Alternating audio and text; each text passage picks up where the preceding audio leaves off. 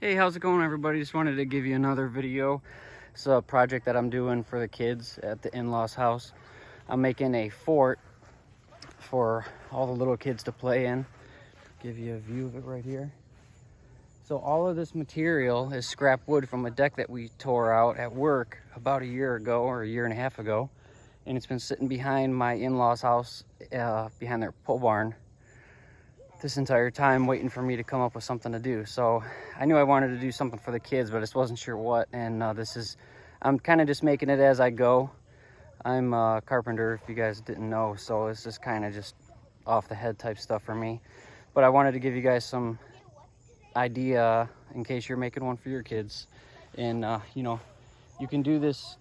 I'm doing rustic because it's easy, it's cheaper, and it doesn't have to look pretty. So really, it's just rustic.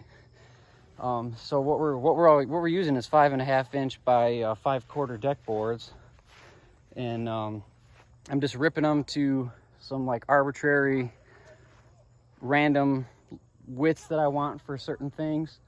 So we got the roof with the overhang and the pillars or corbels going off.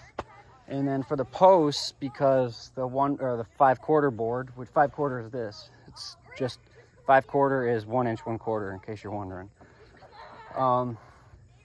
So that's not strong enough to do like the corner posts and all that kind of stuff for framing. So I just took them.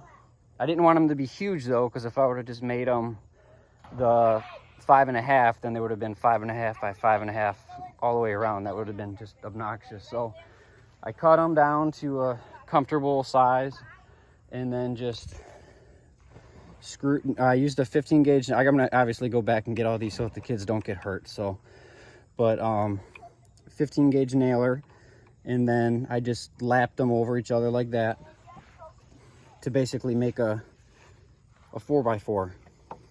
And then screwed it. If you don't have a nailer, you can just screw everything if you want.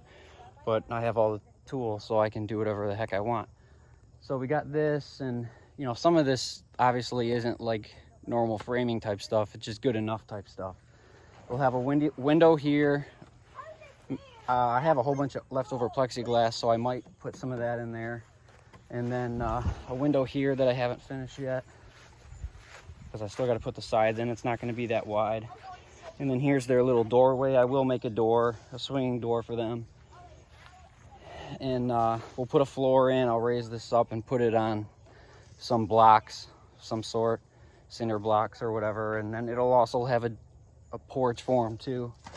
And I'm probably going to do like some little like skylight in there for them. Just, you know, I like doing this stuff, so it's just fun for me.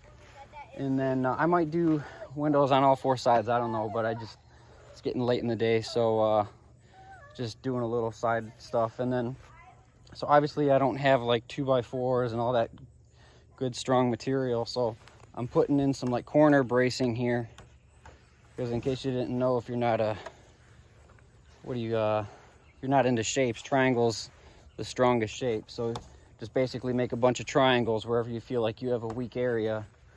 And now this thing is pretty darn sturdy. Like I have to like lift it to get it to move at all. So, and this is old junk wood, so it's working out pretty good.